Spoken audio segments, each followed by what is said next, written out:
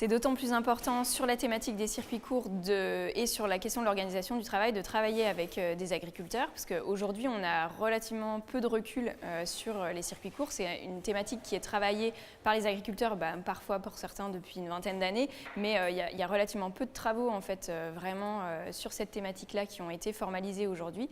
Et donc voilà, s'appuyer sur l'expertise et la pratique des agriculteurs en circuit court aujourd'hui est vraiment importante sur cette entrée-là. Et on a vu aussi dans la première partie du projet qu'un des aspects importants pour que ça marche pour les gens qui s'installent en circuit court, c'est la mise en lien, le fait d'avoir des contacts sur le terrain, enfin vraiment une bonne connaissance du territoire et des acteurs. Et donc, le fait de travailler en groupe, agriculteurs expérimentés et agriculteurs moins expérimentés, permet vraiment cette mise en lien, cette mise en réseau, et donc d'entrer aussi dans des circuits de commercialisation. C'est le cas classiquement pour les points de vente collectifs, c'est-à-dire que là, du coup, il y a un collectif d'agriculteurs dans lequel on peut rentrer si on connaît les uns et les autres. On a une expérience vraiment très précise dans le cadre de Messico. J'ai effectivement animé un groupe de producteurs où il y avait des gens qui étaient expérimentés, qui avaient plus de 20 ans de métier, et puis d'autres qui se lançaient dans les circuits courts. Et ce qu'on se rend compte, ce qui est très intéressant, notamment quand les gens veulent réorienter leur circuit, c'est que les agriculteurs expérimentés, les uns et les autres, en fait, connaissent différents marchés, points de vente, AMAP sur un territoire, et ils sont vraiment en mesure de pouvoir donner des conseils.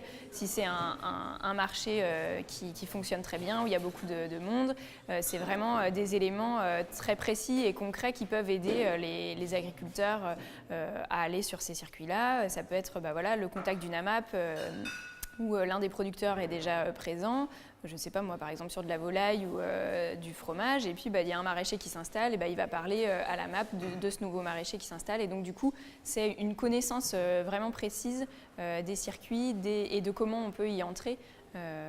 Et donc c'est l'échange entre agriculteurs sur ce point-là est hyper intéressant. Sur les circuits courts. Sur la question de l'organisation du travail aussi, c'était un thème qu'on avait pas mal abordé avec toute la complexité justement que les circuits courts impliquent. Et c'est vrai que le fait de pouvoir mettre autour de la table plusieurs agriculteurs, dont certains qui sont déjà là-dedans depuis longtemps, et de parler d'aspects vraiment précis, comment est-ce qu'ils s'organisent, comment est-ce qu'ils font pour livrer telle cantine ou tel circuit. C'est vraiment là, dans un échange pratique et concret entre agriculteurs, qu'on arrive à toucher du doigt la question de l'organisation du travail. Et donc pour les circuits courts, aujourd'hui, c'est quelque chose qui me paraît important en fait, de vraiment s'appuyer sur les agriculteurs qui vivent au quotidien ces situations-là. Et donc pour des gens qui se lancent, c'est une ressource hyper importante.